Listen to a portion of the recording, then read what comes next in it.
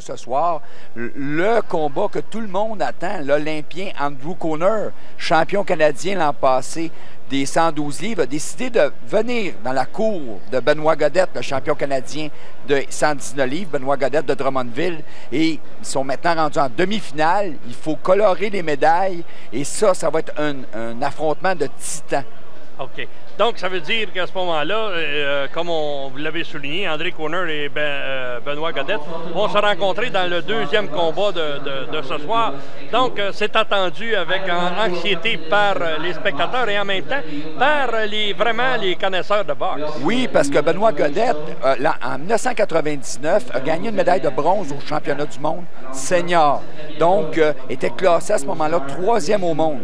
Malheureusement, Godette n'a pas réussi à se qualifier pour les Olympiques. Mais Cooner, à 112 livres, lui, a réussi. Et il a fait une belle performance aux Jeux olympiques, gagné son premier combat, perdu son deuxième combat contre le Thaïlandais Ponlin, l'éventuel médaillé d'or. Et ça, quand même, c'est celui qui, de tout le tournoi olympique, qui a donné le plus de problèmes à Ponlin. Ah bon? Donc, ça veut dire que de la part de Godette, on s'attend à avoir pas mal d'opposition. Oui, ça va être difficile, sauf que d'un autre côté, ce n'est pas la première fois que Cooner tente cette chance-là d'aller prendre la place de Godette. Il avait essayé en 1999 et il avait été battu décisivement par Godette dans un combat à Montréal et ça l'avait obligé à retourner chez les 112 livres. Ah bon? Eh bien... Et là, le combat que tout le monde attend maintenant. Tout le monde attendait ce combat. C'est peut-être un des deux qui on pourra couronner champion peut-être samedi lors des grandes finales. Et ça, c'est une revanche de 1999 alors que Godette avait dominé Cooner à la surprise de tous. Cooner qui, lui, a déjà gagné une médaille d'argent au championnat du monde junior et une médaille d'or aux Jeux du Commonwealth en 1998 pour le Canada. Donc, c'est tout un boxeur, tout un athlète. Mais Benoît Godette, lui, avec une médaille de bronze au championnat du monde, était le premier Québécois depuis Howard Grant en 1986 à aller chercher une médaille au championnat du monde. Et pour ce faire, il avait dû vaincre un ex-champion du monde, le Cubain Walt Valdemar. Dans le coin rouge. Donc, on est en présence de deux boxeurs qui, pratiquement, on va dire, comme on dit pour les athlètes olympiques, ont atteint le pic pour le championnat canadien. Il avait vaincu, j'ai dit Walt Valdemar, mais c'est Valdemar Fun, que je me rappelle bien, un ex-champion du monde. Et ça, c'était le premier Québécois à vaincre un Cubain officiellement dans une compétition majeure. Il est également dans l'équipe nationale, Andrew Cooner. Donc, téléspectateurs, n'allez pas aux toilettes tout de suite. Restez avec nous parce que vous allez voir 4 belles rounds de boxe si on se rend à 4 rounds. Benoît Godette, le fin technicien, Andrew Cooner, le dur bagarreur. Donc, un mariage de style qui devrait nous donner un bon combat. On pouvait vous attendre à ce que Cooner prenne le centre du ring et que Godette longe les câbles. Et grâce à sa rapidité et un bon jeu de pied, Godette devrait être en mesure de faire payer toutes les erreurs de Cooner. Le faire payer cher. C'est ce qu'on souhaite. Hein? C'est ce qu'on nous souhaite. Oui, c'est ce qu'on nous souhaite. Espérons, après en avoir averti les téléspectateurs, je pense que c'est ce qu'on souhaite, d'avoir un très bon duel entre ces deux boxeurs qui paraissent au sommet de leur forme. Dans le coin de Benoît Godette, son entraîneur personnel de Drummondville, Denis Chapdelaine, et Sylvain Gagnon, du club de Montréal. Et dans le coin de Cooner, Charlie Simmers.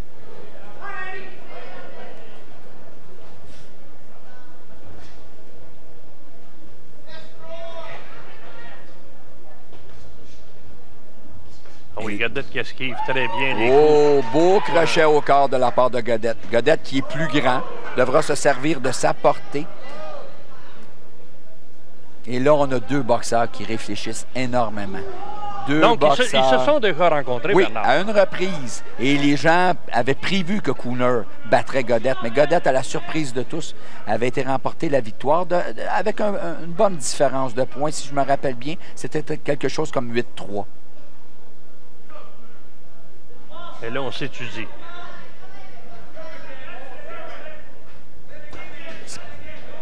En Cooner, on a un attaquant.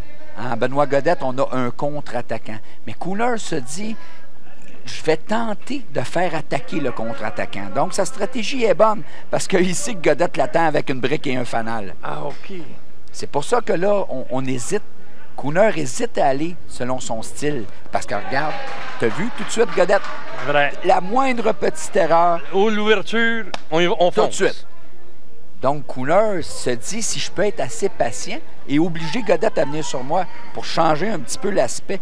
Mais Godette, lui, en boxeur d'expérience, maintenant, plus de 100 combats, a gagné partout d'où il a passé. Chez les juvéniles, Ah là là. a gagné chez les juvéniles, chez les juniors, chez les seniors. Godette, on a 2 gagnants nés sur le ring. Et, Mais là, du côté de Cooner, on monte un petit peu d'impatience. Là, on a vu Cooner, les 2 bras descendus, en disant, ben viens. Mais Oui. c'est peut-être la stratégie que vous avez expliqué tantôt. Exactement ce que je t'ai dit. Il s'attend à ce qu'ils viennent. Il souhaite que Godette perde patience. Il est chez lui au Québec. Il souhaite que s'il ne se passe rien, les gens obligent Godette à donner de l'action. Mais il faut que Godette reste concentré, reste à l'intérieur de son style. Ah bon. Faut pas qu'il déroge à ce style-là. Non, pas du tout, parce que Cooner sera bien trop heureux. Cooner, lui aussi, un boxeur tellement talentueux, il pourrait prendre avantage de ça. Tu sais, la boxe, c'est comme un jeu d'échecs. Hein? On doit faire calculer pas juste un coup en avant, mais plusieurs coups en avant. Si Godette, Benoît Godette, qui a bien travaillé au premier round, a réussi à se prendre une avance de 3-0, vous pouvez vous assurer que le ring va devenir comme une cour d'école pour Benoît Godette à partir du moment qu'il sait qu'il a le contrôle. On va avoir une reprise, Bernard. Oui, Godette ici, un direct à la tête, crochet à la tête. Le crochet a probablement marqué un bon transfert de poids. La main arrière de Cooner était basse et il l'a bien atteint sur la cible. Et On là, voit Cooner, il ne veut pas trop s'avancer. Hein? non, il est prudent. Il sait que Godette, c'est son jeu. Il est habitué, lui, Godette, à contre-attaquer de façon efficace. Donc, Godette va probablement tout faire pour laisser passer le plus de temps possible. On ne verra pas Godette souvent en attaque, seulement à quelques reprises pour mêler Cooner. Mais Godette va se servir du ring. Il va attendre que Cooner fasse des erreurs. Ne le laissera surtout pas approcher. Ici, une belle combinaison des 2 côtés. Chacun a peut-être touché la cible. Ce n'était pas très clair de notre position. Et là, on s'échange de coups rapides des 2 côtés.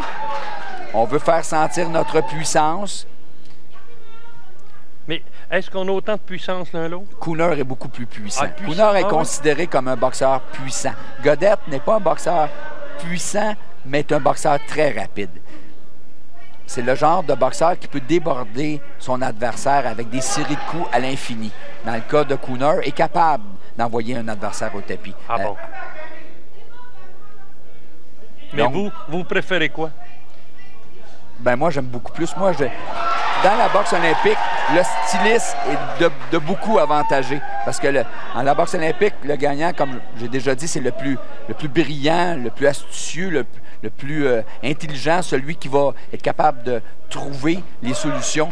Alors que le cogneur, ce n'est pas la puissance qui prime en boxe olympique. C'est un jeu, la boxe olympique. Il faut marquer des points.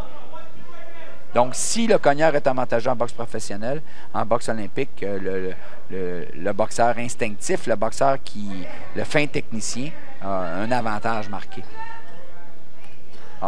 Parce que ses coups sont plus précis. Oui, mais il y a le fait aussi qu'on peut être les deux. On peut être aussi très fort et puissant et être un fin styliste. Mais là, on parle de boxeurs plus exceptionnels, qui sont capables d'ajuster leur style.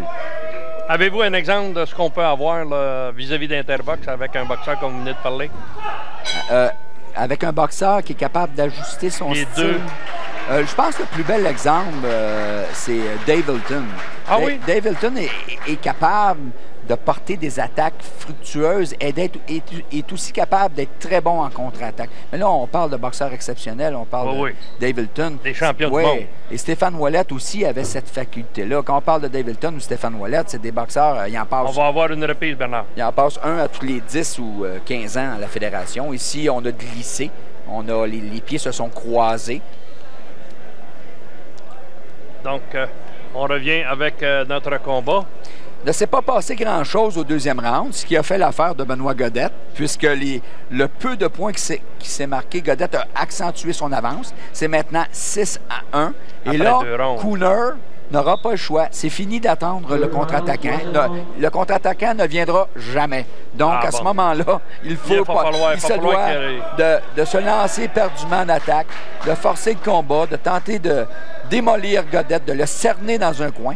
Là, on peut voir, il s'en va, il a pris le centre du ring. Il voudrait l'amener le long des câbles. Et là, Godette, en boxeur intelligent, ne devrait pas s'adosser au câble, n'a pas besoin de ça. Se doit absolument d'utiliser ses jambes pour éviter les échanges coup pour coup. Mais là, sentant son avance, peut-être qu'il va essayer de rivaliser avec l'autre? Non, il ne devrait pas. Il ne devrait pas parce que là, il n'a pas besoin de ça. Ce qu'il a besoin, lui, c'est d'entendre la cloche de la fin du combat sonner. Donc, là, comme là, il bouge bien, se fait respecter, mais se déplace. Et ça, c'est ce qu'il doit faire, comme il l'a fait. Cooner a donné une bonne série, a tenté, mais Godette ne s'est pas obstiné, ne doit pas. Ah, là, on voit, là. C'est ça. Profiter des horreurs de Cooner.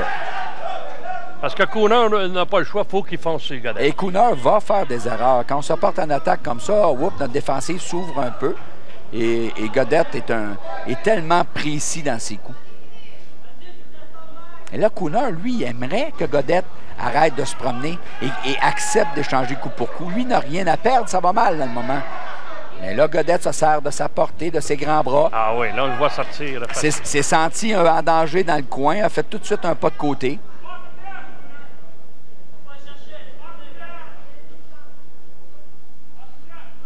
Quel beau combat, quel grand boxeur.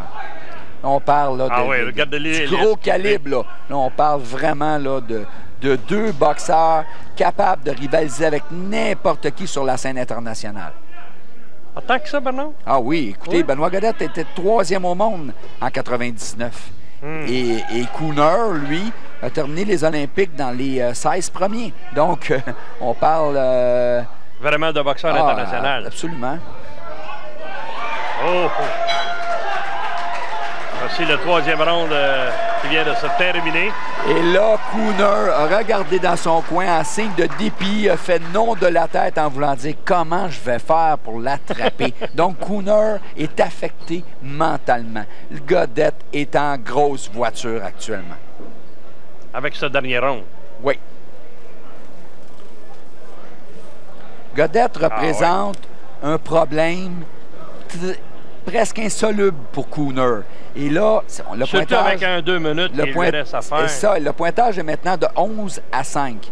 Donc là, encore une fois, Godette n'aura aucun intérêt. Lui, ce qu'il a besoin, c'est de gagner du temps et se faire respecter. Et là, Cooner, lui, ouvrir la machine, donner tout ce qu'il a.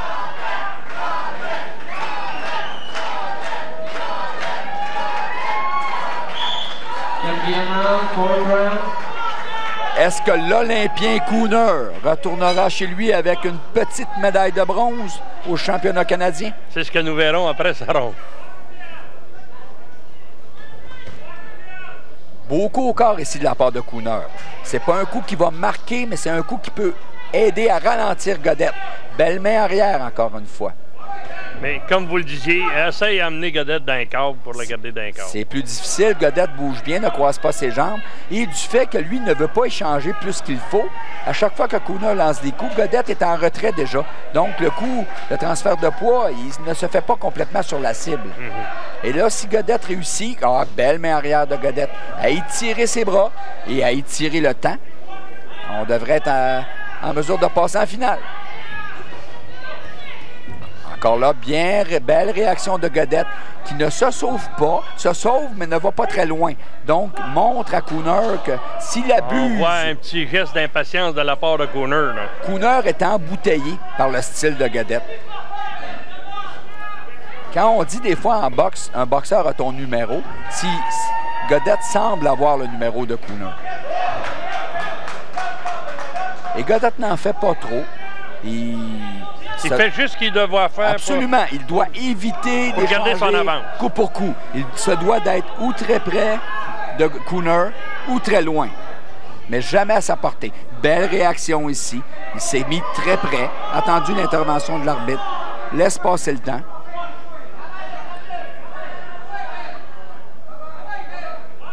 Et Cooner semble impatient. Il sait qu'il a besoin de terminer en force.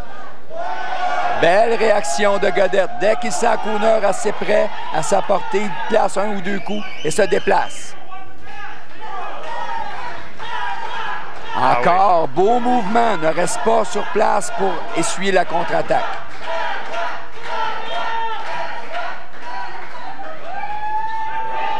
Oh, belle main arrière ici de Cooner. Oui.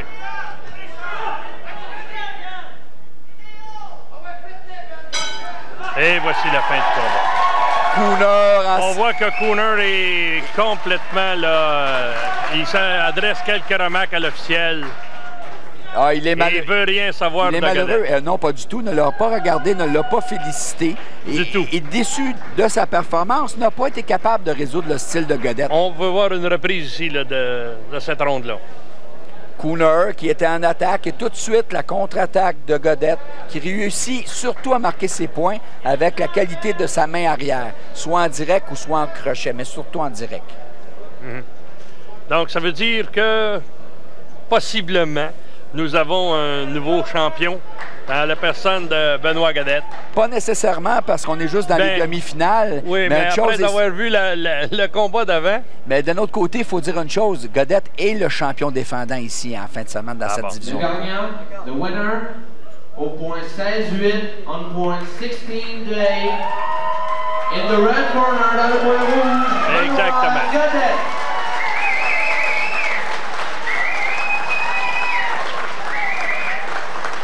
Et quelle déception pour Cooner qui, après avoir été un Olympien, vient chercher une toute petite médaille de bronze au championnat canadien. Ah! Ça, c'est désappointant. Retournera-t-il chez les 112 livres, chez les 51 kilos? Ah, il y a possibilité. Il y a possibilité.